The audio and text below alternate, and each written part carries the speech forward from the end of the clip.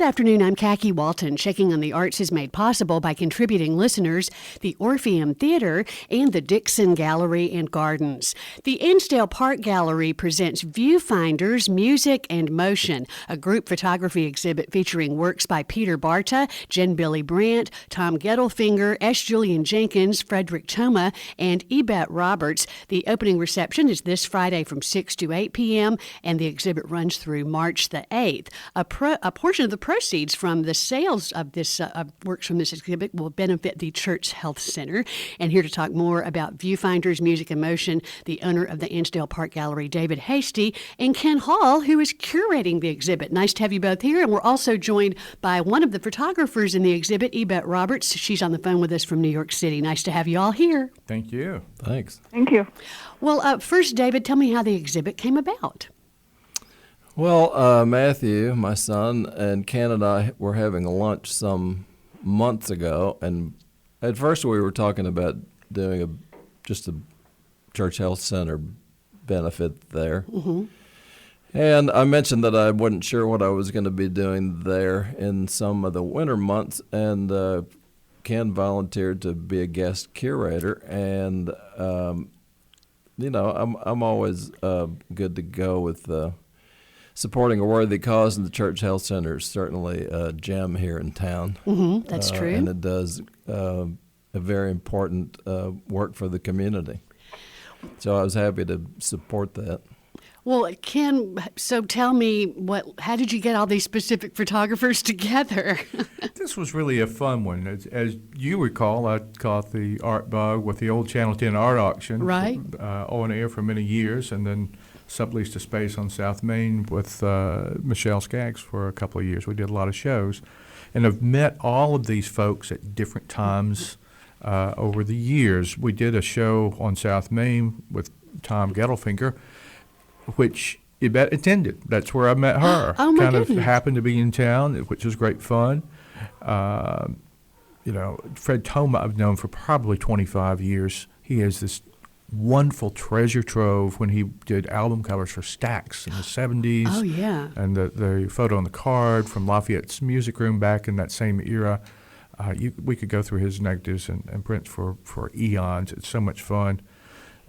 Jim Billy Brandt is an absolutely fascinating, enigmatic photographer. I follow her every day on Instagram. It's almost my daily devotion. So we've got wonderful artists from kind of different perspectives, different cities, Memphis and New York, different eras of shooting music. S. Julian Jenkins, I think, is about 2 years out of Memphis College of Art, and has a lot of really moving images. Peter Barta, we met through David, and I thought this kind of synergy to look at music and motion that is seen from so many perspectives would come together nicely. Well, now, of course, people probably know, David, you've spoken about your work in the medical field before. Is it bio? Oh, I taught anatomy. Right, anatomy. And Peter Barta is a biomedical photographer at St. Jude's. Right, yeah. He travels around the country taking photographs of movie stars and some of the children that are being treated by St. Jude. Mm-hmm. Well, I want to get to Ebet. Now, people may not know this, but you're a former Memphian. You graduated from Memphis College of Art, and you've been documenting iconic musicians for close to 40 years. Ebet's photographs have been published worldwide in publications like the New York Times and Rolling Stone, Time, Newsweek, Spin, GQ, The Village Voice. I could go on, and they're also in the permanent collections of the Rock and Roll Hall of Fame and Seattle's Experience Music Project. It's nice to have you here with us this afternoon, Ebet. It's great to be here. Well, I wish I was physically there. Well, I saw an interview that you did where you said that you never thought about being a photographer, that it totally happened by chance. That's completely true. I graduated from art school in painting, and I was a painter, and I guess I went to Penland School of Crafts to try to combine painting with photography, which I was doing as a hobby. And somehow it was gravitating towards photography and came back out. Got back to New York from Penland, feeling like, okay, I need to go work on my paintings. And instead, I kept wanting to work on photo projects, and that's how it all came about. You know, it's one of those cases of you being in the right place at the right time when somebody said, "Hey, my friends are in a band, can you come photograph them?" And it just spiraled from there. Exactly, 100%. I had no intentions of being a photographer. I had run into a friend asked me to photograph his band. I was like, I don't really do that, and I would love to, thank you, but it's I just take stuff for myself. Anyway, I ended up going to Max's Kansas City, and his band was opening up for a band called Make DeVille, 1977, and I really loved Willie DeVille and his wife Toots, and I wanted to photograph them. So I talked to Willie, and he was like, "Yeah, just call me." So I called him, and he's like, "Well, come to Max's again." I'm like, "Well, I really want to come to your house." So anyway, I ended up going to Max's again. He said, "Come backstage and take pictures," which I did. And then someone from Capitol Records came running up, saying, "We just signed Willie this week, and we have to see these photographs." And I literally was standing there going, "I don't do this professionally." So that's how it all started. So I finally showed, it was Capitol Records, and I finally showed them the photographs, and they loved them and started licensing them and started hiring me. So between that and wanting to document the ongoing punk scene at CBGB's and Max's, it just took off without my actually deciding to do it. You photographed everybody. David Hasty was telling me that Matthew Hasty was asking you. He kept throwing out names of musicians. Have you done them? Have you done them? He couldn't name a musician that you had not photographed. Well, I've done I photographed a lot of people. Well, now, how many of your images will be in this exhibit? I think there are 5. Well, how do you go about choosing 5 pictures from the thousands and thousands and thousands and thousands that you've taken over a career that's lasted close to 40 years? I had a really hard time. I mean, my biggest problem is trying to narrow things down. So I'm trying to work on a book right now, and trying to narrow down the book is challenging. But down to 5 is even more challenging. I tried to do images that kind of related to, on some way or another, to Memphis, like B.B. King and Aretha. I'm trying to remember what else there was there. I love your Aretha photograph. That hat she's wearing is amazing. Yeah, isn't it? Crazy hat. Jerry Lee Lewis, I think I have in there. Yeah, Stevie Ray Vaughan. Yeah. Stevie Ray Vaughan. Keith Richards. Keith Richards, yeah, I'm not sure about the connection to Memphis To for Memphis. Keith, except that my wife really loves him to death. He met a barroom queen in Memphis. That's right. He met a barroom queen in Memphis. No, that's true. Yeah, That's true. And I think the Stones really loved Memphis anyway. Yeah, That's right. absolutely.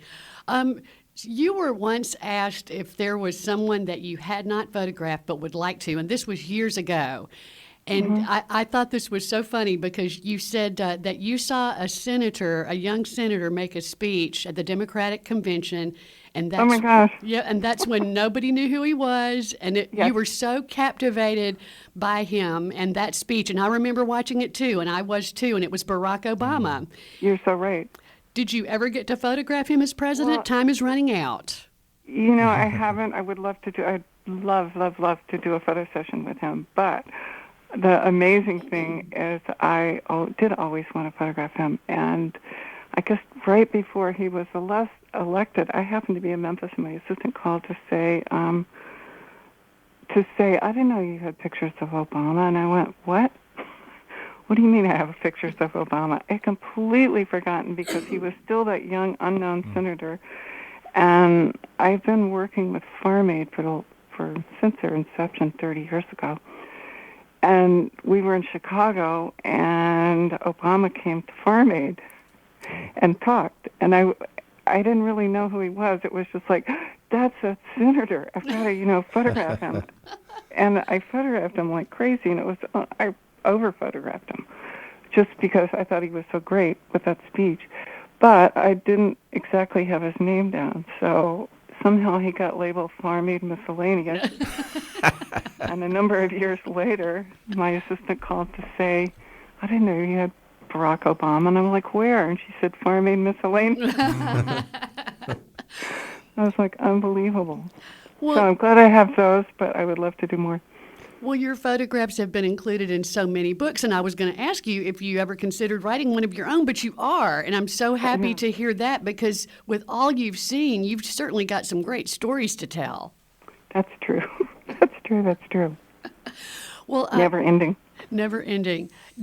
I know it's hard to maybe pick one or two moments that are going to stay with you, that were such amazing experiences for you.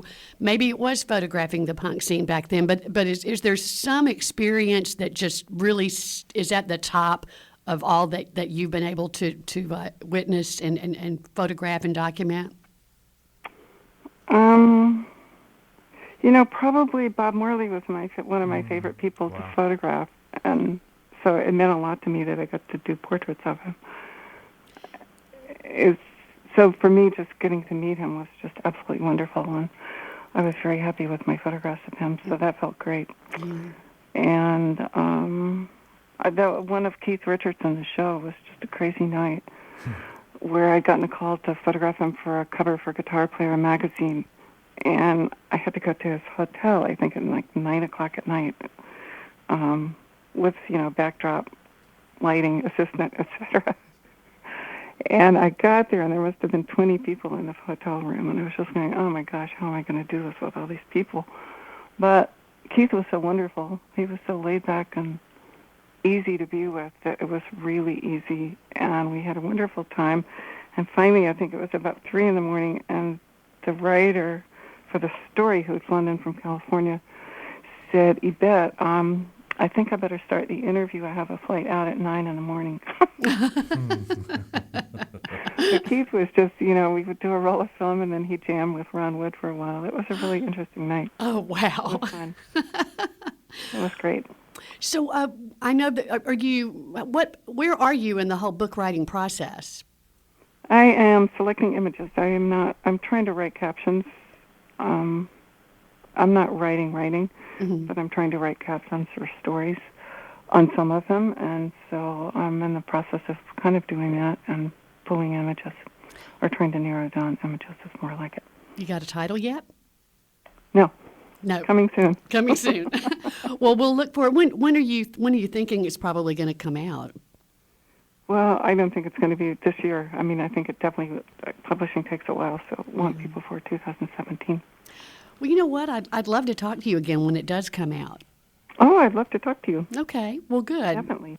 Well, I hope we can make this work, and your publisher can get in touch with me, because you've got some amazing stories to tell, and I want everybody to go to your website too. Just you can just Google Ebet Roberts, EBET Roberts, and you can go to her website and take a look at just some amazing photographs. I'm not done. I started doing it this morning, and I thought, wait a minute, you've got to stop and write questions down for this interview. So I plan on going back to visit it again. But you can look on Amazon, and there are several books on there that she's done most of, if not all, the photographs for. It was kind of fun. She visited the gallery several weeks ago, and I just happened to have a Rolling Stone magazine there, special on Bob Dylan, and surprise, surprise, yes, she had a photograph in there of hers.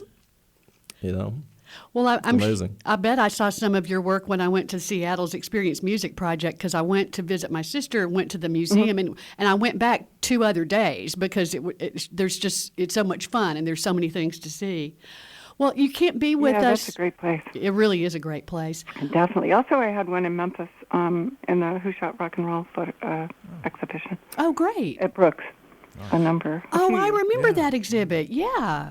I'm really sorry we couldn't have more of her photographs in this exhibit, but having 6 photographers, we had to kind of limit all of them. But I remember trying to help and narrow this down by going through her website, and I think my list was at least 100 photographs.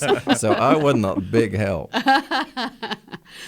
Well, we'll look forward to the book, and in the meantime, people can come by the Annesdale Park Gallery to see 5 of your images, and then people can go to the website and look at more. But I want to remind everybody that Viewfinders, Music in Motion, a group photography exhibit featuring works by not only Ebet Roberts, but Peter Barta, Jim Billy Brandt, Tom Gettelfinger, S. Julian Jenkins, and Frederick Toma, will open this Friday. The reception is from 6 to 8 p.m., and then that work will be on view through March the 8th. A portion of proceeds from sales benefits the Church Health Center. Gallery hours Tuesday through Friday from 10 to 6 and Saturday from 11 to 5. And you can get more information by calling 208-6541 or by going to the AnnesdaleParkGallery.com. David Hasty, the owner of the Annesdale Park Gallery, in the studio with me this afternoon, along with Ken Hall. He's curating the exhibit. And joining us by phone from New York, photographer Ebet Roberts. Thanks all of you so much. Thank you.